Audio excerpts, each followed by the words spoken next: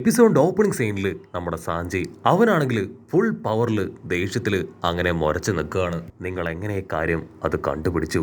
അതിനാ വില്ലൻ പറയും, നീ ബിഗ് പോമിനെ കുറിച്ച് എന്ത് കരുതി? 4 എംപറേഴ്സിൽ ഒരാളാണ് അവള്. അവളുടെ അത്രയും പവർ ആർക്കും തന്നെ ഇല്ല. വിചാരിച്ച ഇതല്ല, ഇതിനപ്പുറമുള്ള എല്ലാ കാര്യങ്ങളും അവൾക്ക് കണ്ടുപിടിക്കാൻ കഴിയുമെന്ന് പറഞ്ഞ് അവൻ സാഞ്ചിയെ നോക്കി കളിയാക്കും. ബിഗ് മോം വിചാരിച്ച ഒരു ഐലാൻഡ് തന്നെ ഇല്ലാതാക്കാൻ കഴിയും.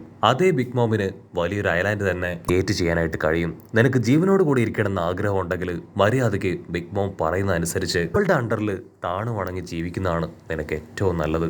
അല്ലെങ്കിൽ നിനക്ക് പിന്നെ ജീവൻ ഉണ്ടാവില്ല. ബ്രൂക്ക് ആണെങ്കിൽ സാഞ്ചിയോട് ചോദിക്കും, അവൻ എന്താണ് നിന്റെ ചെവിയിൽ പറഞ്ഞത്? ഒന്നുകൊണ്ട് പേടിക്കണ്ട, നമ്മളെല്ലാവരും ലൂഫിയുടെ ടീമാണ്. എന്തിനും നമ്മുടെ അടുത്ത് പരിഹാരമുണ്ട്. ഞങ്ങളെല്ലാവരും നിന്റെ കൂടെ തന്നെയുണ്ട്. ഞങ്ങളുടെ ജീവൻ കൊടുത്തും നിന്നെ ഞങ്ങൾ പ്രൊട്ടക്ട് ചെയ്യും. അതിന് സാഞ്ചി അവനാണെങ്കിൽ പ്രത്യേകിച്ചൊന്നും പറയാതെ ഒരു പേനയും പേപ്പറും എടുത്ത് ഇപ്പൊ എന്തൊക്കെയോ എഴുതാനായിട്ട് തുടങ്ങും. അത് കാണുമ്പോൾ തന്നെ നമ്മുടെ ആൾക്കാർക്കും വില്ലന്മാർക്കും മനസ്സിലാവും സാഞ്ചി അവനാണെങ്കിൽ ഇപ്പൊ അവരോടൊപ്പം പോവാൻ തയ്യാറാവുകയാണെന്ന്. സാഞ്ചി ആ ലെറ്റർ ഇപ്പൊ നാമിയുടെ കയ്യിൽ ഏൽപ്പിക്കും. എന്റെ ഫാമിലിയിൽ എനിക്കിപ്പോ അത്യാവശ്യമായിട്ട് തിരികെ എത്തിയേ പറ്റൂ. ഇങ്ങനെ ഒരു ഡീല് അത് അവർക്കിടയിൽ ഉണ്ടാവും എന്ന് ഞാൻ കരുതിയതല്ല എന്ന് പറഞ്ഞ് അവനിപ്പോ അവരുടെ ചെയിനൊക്കെ അഴിക്കുകയാണ്. സാഞ്ചി ആണെങ്കിൽ അവരെ എല്ലാവരെയും ഹഗ് ചെയ്ത് അടുത്ത നിമിഷം അവരെ പുറത്തേക്ക് വലിച്ചെറിയാണ്. അത് കണ്ട വില്ലൻ നിലവിളിച്ച് പറയും, ഒരു കാരണവശാലും അവർ രക്ഷപ്പെട്ടു പോകാൻ പാടില്ല. ഇപ്പൊ തന്നെ അവരെ പിടിക്ക്. എന്റെ സോൾജേഴ്സ് ആണെങ്കിൽ അത് കേൾക്കേണ്ട താമസം പുറത്തേക്ക് ചാടി ഓടി അവരെ അറ്റാക്ക് ചെയ്യാൻ ശ്രമിക്കും. അത് കണ്ട സാഞ്ചി അവൻ അറഞ്ചം പുറഞ്ചം അവരെ എല്ലാവരെയും തല്ലി തല്ലി ഒരു ഭാഗത്തിടുകയാണ്.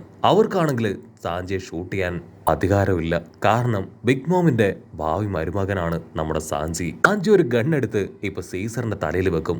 ആരെങ്കിലും അനങ്ങിപ്പോയാ ഞാൻ ഇവനെ കൊന്നുകളയും. എനിക്കറിയാം ഞാനും ഇവനും നിങ്ങൾക്കിപ്പോ എത്രത്തോളം ഇമ്പോർട്ടന്റ് ആണെന്ന്. സോ എനിക്ക് നിങ്ങൾക്ക് ആവശ്യം ഞാനും ഇവനും അല്ലേ, ഞങ്ങൾ രണ്ടുപേരും നിങ്ങളോടൊപ്പം വരാൻ തയ്യാറാണ്. സീസർ ആണെങ്കിൽ അത് കേട്ട് നിർത്താതെ കരയാനായിട്ട് തുടങ്ങും. നിനക്ക് എന്നെ കൂടെ അവരോടൊപ്പം പുറത്തേക്ക് വലിച്ചെറിഞ്ഞുകൂടായിരുന്നോ? സാഞ്ചി ആണെങ്കിൽ ആ പോസ്റ്റർ കാണിച്ചു കൊടുക്കും. ഈ പോസ്റ്റർ കണ്ടപ്പോൾ തന്നെ എന്റെ വാല്യൂ എന്താണെന്ന് എനിക്ക് മനസ്സിലായിരുന്നു. ആരാണോ ഈ ഒരു പോസ്റ്റർ ക്രിയേറ്റ് ചെയ്തത് അവൻ തന്നെയാണ് എന്റെ കല്യാണം അതും ഇപ്പൊ തീരുമാനിച്ചത്. എന്റെ ഫ്രണ്ട്സിനെ ആരെങ്കിലും ദ്രോഹിച്ച പിന്നെ അവർക്ക് ജീവൻ ഉണ്ടാവില്ല.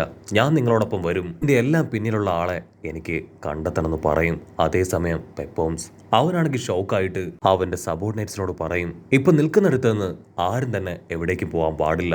നമുക്ക് പിന്നില് വലിയൊരു അപകടം നമ്മളെ കാത്തു നിൽക്കുകയാണ്. അവരുടെ പുറകിലുള്ള മോൺസ്റ്റർ അത് മറ്റാരുമല്ല, സാക്ഷാൽ കെറ്റ് വൈപ്പർ. ആളെ കണ്ട് ആ വില്ലൻ പേടിക്കുകയാണ്. ആ വില്ലനാണെങ്കിൽ ഇപ്പൊ ആളെ കൺവിൻസ് ചെയ്യാൻ ശ്രമിക്കും, ഞാനൊരു ശത്രുവൊന്നും അല്ല. ജാക്ക് പൈറ ടീം അവരാണ് ഇവിടെ ഉള്ളവരെയും ഞങ്ങളെയും ഒക്കെ തന്നെ അറ്റാക്ക് ചെയ്തത്.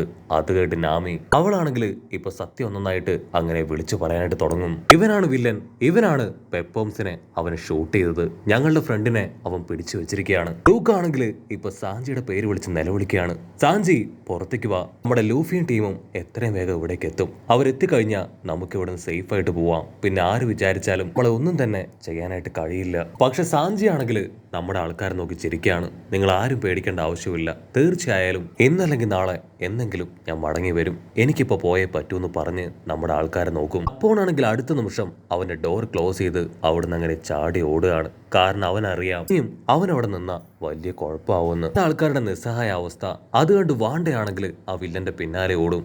അതിന് ചോപ്പർ പറയും, വാണ്ട അവന്റെ പിന്നാലെ ഓടിയിട്ട് യാതൊരു കാര്യവുമില്ല. സാഞ്ചി അവൻ എന്തോ മനസ്സിൽ കരുതിക്കൂട്ടി ഉറപ്പിച്ചിട്ടുണ്ട്. ഇനി നമ്മൾ ആരൊക്കെ എന്തൊക്കെ ചെയ്താലും എന്തൊക്കെ പറഞ്ഞാലും അവൻ തിരികെ വരില്ല. നാമി ഓടി വന്ന് അവൻ കൊടുത്ത ലെറ്റർ അത് തുറന്ന് വായിക്കും. അതിൽ പ്രത്യേകിച്ചൊന്നും ഉണ്ടാവില്ല. ബിഗ് മോമിന്റെ മകൾ അവളെ ഒന്ന് കണ്ട് ഞാൻ എത്രയും വേഗം തിരികെ വരും എന്നായിരിക്കും അതിൽ എഴുതിയിട്ടുണ്ടാവുക. എന്താ പെണ്ണാണെങ്കിൽ നമ്മുടെ ആൾക്കാരെ ആശ്വസിപ്പിച്ച് അവരുടെ ചെയിൻ അത് അഴിക്കുകയാണ്. അത് കണ്ട് സെക്കൻഡ് കിങ് ക്യാറ്റ് ആളാണെങ്കിൽ സ്ട്രിക്റ്റ് ആയിട്ട് അവരോട് അവിടുന്ന് കടന്നു പോകാനായിട്ട് പറയും. ഇവിടെ നമ്മുടെ ആൾക്കാർ ഒരുപാട് വിഷമത്തിൽ അവിടുന്ന് പോവാണ്. കിങ്ങിനെ കൊണ്ട് പറ്റും പോലെ അവരെ ആശ്വസിപ്പിക്കും. അതിനുശേഷം തൊട്ടടുത്തുള്ള ഒരു ഫ്രൂട്ട് കാണുകയാണ്. അതൊരു പ്രത്യേക ഫ്രൂട്ടാണ്, സിൽവർ വൈൻ എന്നാണ് അതിന്റെ പേര്.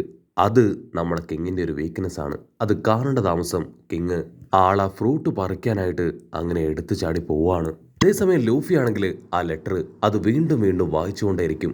അപ്പൊ അവൻ ശരിക്കും കല്യാണം കഴിക്കാൻ പോയതാണോ? കല്യാണം കഴിഞ്ഞ് ആ പെണ്ണുമായിട്ട് അവൻ ഇവിടേക്ക് വരുമെന്നൊക്കെ ലൂഫി ചോദിക്കും. അങ്ങനെയാണെങ്കിൽ തീർച്ചയായിട്ടും നമ്മുടെ ടീമിൽ പുതുതായി ഒരു മെമ്പറും കൂടെ ഉണ്ടാവുമെന്ന് പറഞ്ഞ് അവൻ ഹാപ്പി ആവുകയാണ്. അത് നാമി. You are unbelievable. നീ ഇത്രയും വലിയ മണ്ടനാണോ? അവള് ബിഗ് മോമിന്റെ മകളാണ്. അവൾ ഒരിക്കലും നമ്മുടെ ടീമിൽ വന്നു ചേരാൻ സാധ്യതയില്ല. നമ്മൾ ചിലപ്പോ ബിഗ് മോമിന്റെ ടീമിൽ അസിസ്റ്റൻസ് ആയി നിൽക്കേണ്ടി വരും. ലൂഫിക്കാണെങ്കിൽ അത് കേട്ട് ടെൻഷനാവും. എന്നെ കൊണ്ട് പറ്റില്ല, ഞാൻ ഒരിക്കലും ആരുടെയും ടീമിൽ അസിസ്റ്റന്റ് ആയിട്ട് നിൽക്കില്ല എന്ന് പറഞ്ഞ് അവൻ അങ്ങനെ മുഖം വേർപ്പിച്ചിരിക്കുകയാണ്. ഉസോപ്പ് ആണെങ്കിൽ തീർത്ത് പറയും, അവന്റെ മാരേജ് കഴിഞ്ഞാൽ തീർച്ചയായിട്ടും അവനെ നമുക്ക് തിരികെ പിടിക്കാനാവില്ല. ആ ബിഗ് മോം അവനെ നമ്മളിൽ നിന്ന് ഉറപ്പായിട്ടും തട്ടിയെടുക്കും. അത് കേട്ട് ചോപ്പറിനാണെങ്കിൽ ഒരുപാട് വിഷമം തോന്നും. അവർക്ക് വേണ്ടി അവൻ അവന്റെ സ്വന്തം ജീവനും ജീവിതവും അതിപ്പോ സാക്രിഫൈസ് ചെയ്തിരിക്കുകയാണ് ചിന്തിച്ച് അവൻ കരയാണ്. ലൂഫിക്കാണെങ്കിൽ അത് സഹിക്കാനായിട്ടാവില്ല. എന്നെ കൊണ്ട് പറ്റില്ല, ഞാൻ ഒരിക്കലും സാഞ്ചിയെ വിട്ടുകൊടുക്കില്ല. നമ്മുടെ ടീംമേറ്റ് ആണ്, നമ്മുടെ ടീമിലെ ഒരു മെമ്പറാണ്. ആരൊക്കെ അവനെ പിടിച്ചുകൊണ്ട് പോകാൻ ശ്രമിച്ചാലും അവനെ നമ്മൾ തിരികെ പിടിക്കും. ഒരു കാരണവശാലും അവനെ വിട്ടുകൊടുക്കില്ല എന്ന് പറഞ്ഞ് ലൂഫി കൈ ചുരുട്ടി ആ മുതലയുടെ തലയ്ക്ക് തന്നെ ആഞ്ഞെട്ടിക്കുകയാണ്. ഇവിടെ ഉസോപ്പ് ആണെങ്കിൽ തീർത്ത് പറയും, അവള് ബിഗ് മോമിന്റെ മകളാണ്. സോ അനുസരണയില്ലാത്ത ഒരു കുരുത്തം കെട്ട പെണ്ണായിരിക്കും. സാഞ്ചിയുടെ ഫാമിലിയിലെ ആരോ ഒരാളാണ് ഇതിനെല്ലാം പിന്നില്. അതാരാണെന്ന് കണ്ടുപിടിച്ച് എങ്ങനെയെങ്കിലും പ്രശ്നം സോൾവ് ചെയ്യണം. വിൻസ്മോക്ക് ഫാമിലിയെ കുറിച്ച് കേട്ടിട്ടുണ്ട്, പക്ഷെ അവരെങ്ങനെ ന്യൂ വേൾഡിലേക്ക് എത്തിയെന്നാണ് അവൾക്ക് അറിയാത്തത്. ഇവിടെ നാമി അവൾ ഒരുപാട് വിഷമത്തിലാണ്. കാരണം അവർക്ക് വേണ്ടിയാണ് അവനിപ്പോ അവരുടെ കയ്യിൽ ചെന്നകപ്പെട്ടത്.